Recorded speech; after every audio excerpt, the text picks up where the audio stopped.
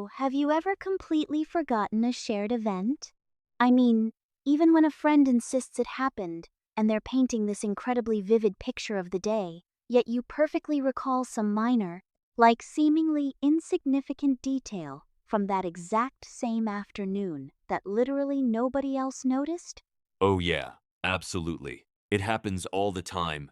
Right? Well, today we are reviewing the book is going to entirely shatter the assumption that your memory is just some private hard drive locked in your head. It really is a massive paradigm shift. Yeah, we're drawing on the insights from Maurice Halbwachs, his fascinating work, The Collective Memory, alongside the contextual introduction by Mary Douglas. And our core mission today is to explore a wildly counterintuitive concept, which is that your most private, intensely personal memories are actually co-authored by the people around you. Okay, let's unpack this. We really do tend to comfort ourselves with the idea that our inner life is this, walled garden where we are the sole architect. But to understand why we forget certain things, like that shared event you just mentioned, we first have to dissect how we remember when we believe we are entirely alone. Okay, so how do we do that? Well, a brilliant way to visualize this is to imagine taking a solitary walk in a major city, let's say London. All right, so I'm walking past Westminster, looking at the Thames. I'm physically unaccompanied, just me and my thoughts. You are physically alone, yes, but the argument here is that you are never truly solitary in your mind. The way you perceive the city in that moment is entirely dependent on invisible companions. Wait, invisible companions like ghosts. No, no. I mean, if you're looking at the Gothic architecture, you might be seeing it through the mental lens of an architect friend who once explained building styles to you. Without them, it's just, graystone. Oh, okay, I see what you mean. Or maybe you're noticing the interplay of shadows on the facades because you momentarily identify with a group of painters you admire. Or you feel a specific gloomy atmosphere near the Strand because of, like, Charles Dickens novels you read when you were young. Yeah, it's almost like going to the movie theater by yourself, but you're watching the film while constantly anticipating what your film snob friend would say about the cinematography. That's a great way to put it. Like I might be sitting alone in the dark theater seat, but they are absolutely in my head filtering the lighting choices for me, but I have to push back a little on the absolute nature of this. Does this mean I literally cannot perceive anything without a group acting as my mental filter? What's fascinating here is that these groups provide the actual scaffolding for human perception.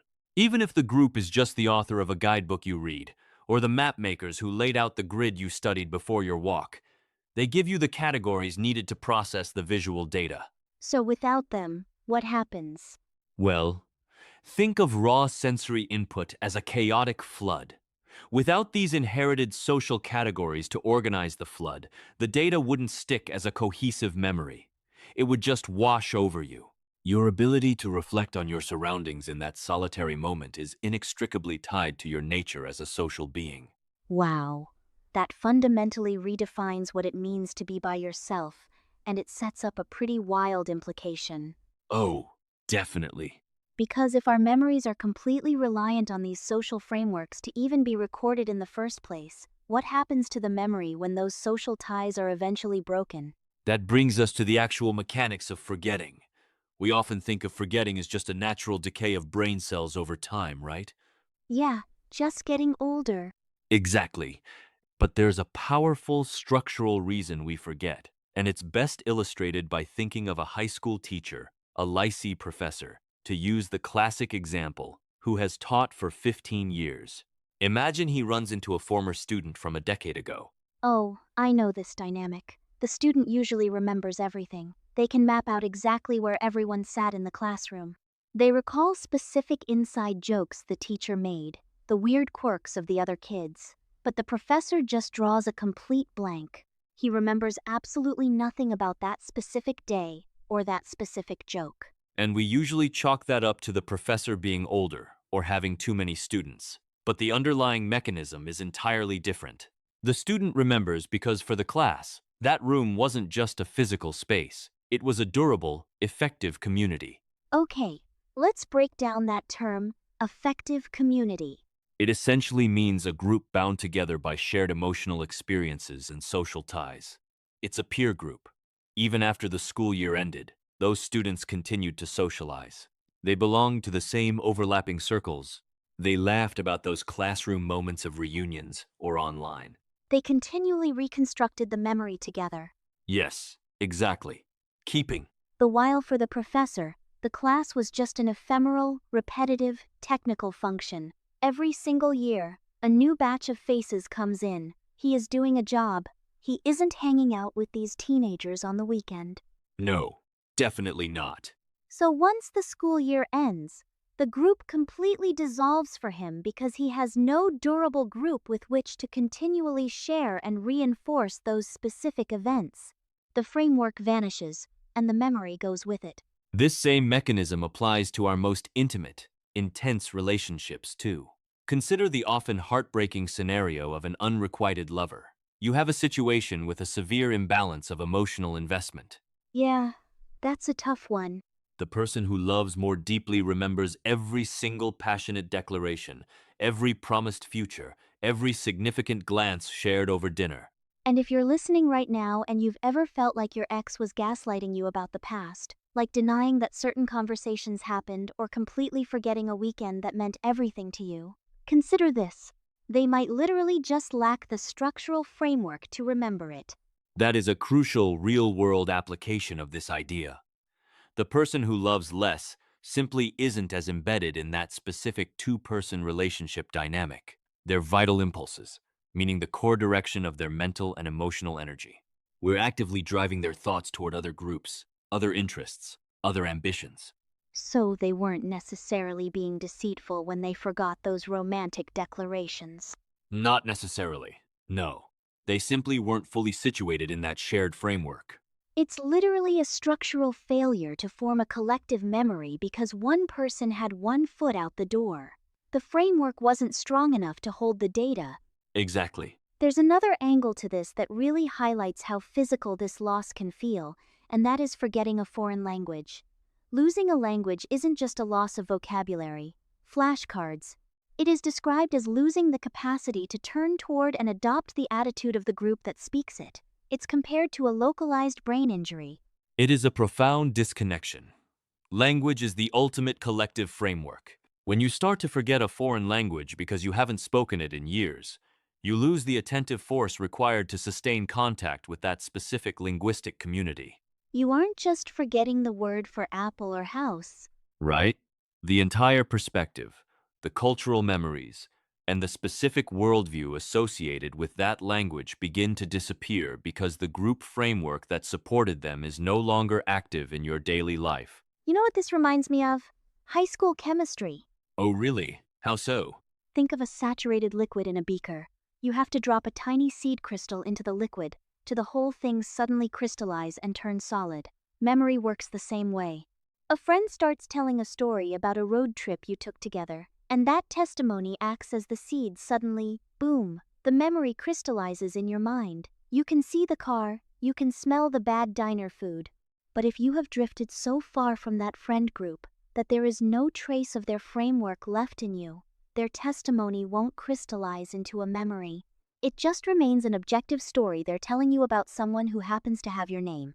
Because for the testimony of others to work as that seed, it has to find a resonance within you. You must still share a foundation of concepts and attitudes with that person. Yeah. If you've been separated from those companions for decades and your worldview is entirely shifted, their words just bounce off. You simply cannot reconstruct the past because you no longer share the present mental framework needed to process it. So it makes total logical sense that shared events fade when the group fades. But surely we have memories that are purely our own, right? I mean, if social groups are the glue for memory, what happens before we even join society? If we look at early childhood, we see some incredibly vivid, bizarre memories that seem entirely solitary and entirely personal. Early childhood is actually the ultimate testing ground for this theory, precisely because it is the period before we are fully integrated into broader society. The famous 19th century writer Stendhal. His absolute earliest memory is biting his adult cousin's cheek. She was this plump woman who wore a lot of rouge, and he just walked up and bit her. Wow. Yeah, and he claimed he remembered the whole visceral scene, but then admitted it's probably because he was roundly chastised by his family on the spot and never heard the end of it. Which proves the point, right? Exactly. Or consider the Renaissance sculptor Benvenuto Cellini. As a 3-year-old, he sees a giant deadly scorpion crawl out from under his sink, but he's 3. He doesn't know what venom is, so he grabs it joyfully, thinking it's a beautiful little crayfish. With its claws and venomous tail sticking right out of his tiny fists. Yes, and he runs joyfully over to his grandfather, who is over 100 years old, and almost dies of fright right then and there. His father comes sprinting into the room, sees this venomous creature, spots a pair of scissors, and while desperately coaxing the toddler to hold still, snips off the scorpion's tail and claws. It's absolute terrifying chaos. But look at what is actually being remembered in that story. These are not isolated, purely sensory memories of a biological creature. The 3-year-old child fundamentally doesn't understand the intrinsic danger of the scorpion. Right. To him it's just a crayfish. Exactly. The event is completely framed by the family's reaction to it. The sudden spike of anxiety, the sheer terror of the adults, the overwhelming burst of joy and comforting caresses when the danger passes. So the kid remembers it because of them? Yes, the child remembers the event purely because of the family framework. The meaning of the event, why it is memorable at all, is entirely defined by domestic feelings. Wait, I have to push back here. What about when a kid is entirely alone? Like when... Well, let's say a child is exploring an abandoned house by themselves and suddenly falls into a dark, watery hole like the psychologist Charles Blondel talked about. Or imagine Rousseau's childhood memory, a kid sent out on a dark autumn evening into a pitch-black echoing church. They are so terrified their hair stands on end. Oh, right, the church. Yeah, they sit in the dark, completely disoriented and inexpressibly upset. If the parents aren't there to frame the terror in that dark church, and the kid never even tells anyone about falling in the watery hole, isn't that just pure, raw, sensory human fear? How is that a collective memory? That is the perfect counterexample, and it strikes right at the heart of the theory. It seems like pure biological instinct, but the counter-argument is that the child is reacting precisely based on the absence of the family. The absence itself acts as the framework. Yes, the profound terror doesn't just come from the dark or the cold water. It comes from the sudden, shocking realization of stepping out of the protected domestic network and into the adult world of unknown, unmediated dangers. That makes a lot of sense, actually. When a child is lost or suddenly in danger alone, they are cut off from the only standard of judgment and safety.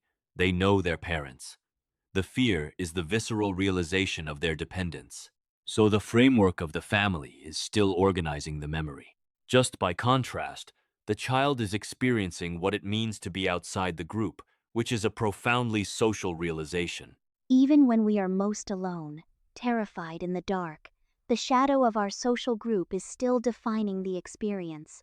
But if even our most isolated childhood terrors are framed by society, how do we explain our profound internal feeling of being unique individuals? Because we all have this very real, undeniable sense of a private inner life. Where does that come from? If everything is social, That feeling of individuality is very real, but its source is completely counterintuitive. Imagine being on a pleasure trip, maybe a long tour bus ride with a group of strangers or people you've just met. okay, so I'm on the bus making polite, superficial conversation about the weather. Right. But eventually, you mentally zone out. You stare out the window and start thinking about old friends, inside jokes, or people you love back home. Yeah, happens all the time. In that specific moment, you feel completely alienated from the strangers physically sitting around you, and because your internal thoughts are so completely different from theirs, you feel like your air life is entirely uniquely your own. It feels like my secret treasure. Nobody on that bus knows what I'm thinking about. It's almost like looking up at the night sky. If I draw an imaginary line between two stars that belong to completely different constellations, I might think I've discovered a totally unique self-existing shape that only I can see. but the stars still belong to their respective constellations. Exactly. Aren't we doing the exact same thing with our minds? Are we just a mental mashup of our different friend groups and social circles? If we connect this to the bigger picture, that mashup is exactly what forms your identity. Our feeling of personal uniqueness is, in a sense, an illusion caused by being at the intersection of multiple collective influence. Zone out on the bus. When you withdraw from the present company on that bus to think of an absent group of friends, you feel free. You feel like you're just being the authentic you, but in reality you are just obeying a different, invisible social current. I am just tuning my internal radio to a different station, but I certainly didn't invent the broadcast. That radio station analogy hits a nail on the head. You are the intersection point. No one else on Earth belongs to the exact same combination of groups that you do. Your specific family dynamic, your specific workplace culture, your highly specific niche friend circles. Right? The intersection of all those collective frameworks is totally unique to you. And that specific intersection is what you call your individual personality. But every single element making up that intersection is entirely social. So my unique self is literally just the traffic jam where all my different social groups collide. That is a wild way to look at identity. But let's scale this up. If our personal identity is just the crossing of various local social wires, how do we relate to the macro level, to the grand sweep of history and the massive society we live in? This requires a crucial distinction between autobiographical memory and historical memory. Autobiographical memory is everything. We've been discussing our lived, dense, richly textured personal history. It's continuous and deeply felt. Historical memory, on the other hand, is the broad schematic memory of the nation or society at large. Think about massive world-shifting events from the 1800s, like the year 18, Halbwachs' birth year. Okay, You have major things happening. De Broglie, Gambada's Ultimatum, Victor Hugo Publishing, La Légende des Siècles, the Belvedere, Saint-Germain being built, the Russo-Turkish War at Plevna. Monumental stuff. yet for the average individual who wasn't directly involved in drafting those political cabinets for fighting on the front lines of those wars, those events remain entirely external. Right? Unless we were part of the specific groups enacting that history, historical memory comes to us as dry symbols. We read it in the newspaper or textbook.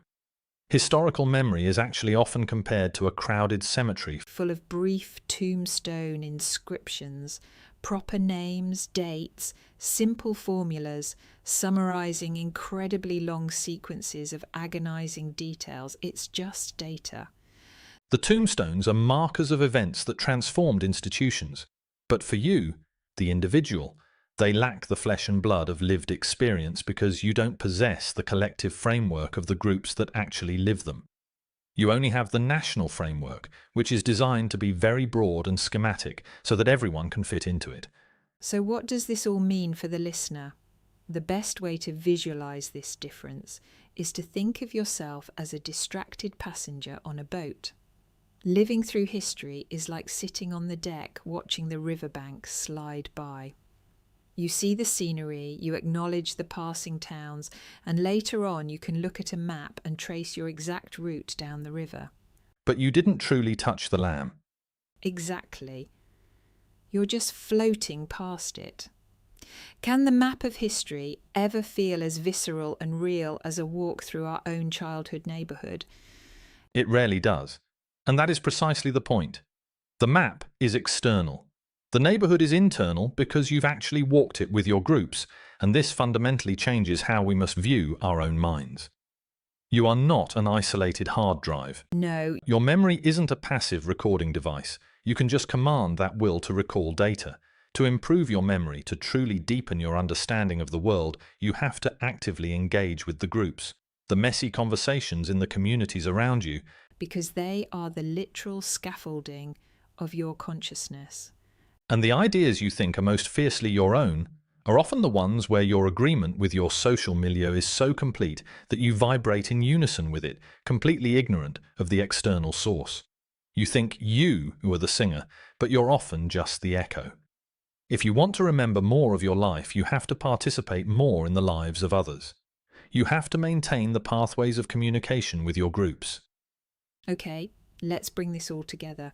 We started with the illusion of the solo memory, taking a walk in London, thinking we are alone, while actually viewing the city through the inherited eyes of architects, painters, and robolists. Then we explored the mechanics of forgetting, with the lycée professor and the unrequited lover, seeing how memories physically vanish when the affective community dissolves and our vital impulses shift. We pushed the limits by looking at early childhood, realizing that even our most isolated terrors, like falling in a dark hole or finding a deadly scorpion, are framed by our dependence on the family group. And that journey led us to the realization that our very sense of being a unique, isolated individual is just the complex intersection of the many social currents we belong to. We are the unique point where thousands of collective memories cross paths, Which means your private hard drive is actually a highly connected cloud network, and your passwords are the relationships you hold with other people. But this leaves us with a pretty heavy realization to chew on. Yeah, what's that? If every single memory you hold dear requires a collective framework to survive, what happens to your memories if the specific groups you belong to today, your current friends, your workplace, your highly specific niche online communities, completely cease to exist in the future? That is the ultimate question. Without them to anchor your past, where your most precious personal memories literally become unthinkable. That was a nice ending. See you next time for our next book review.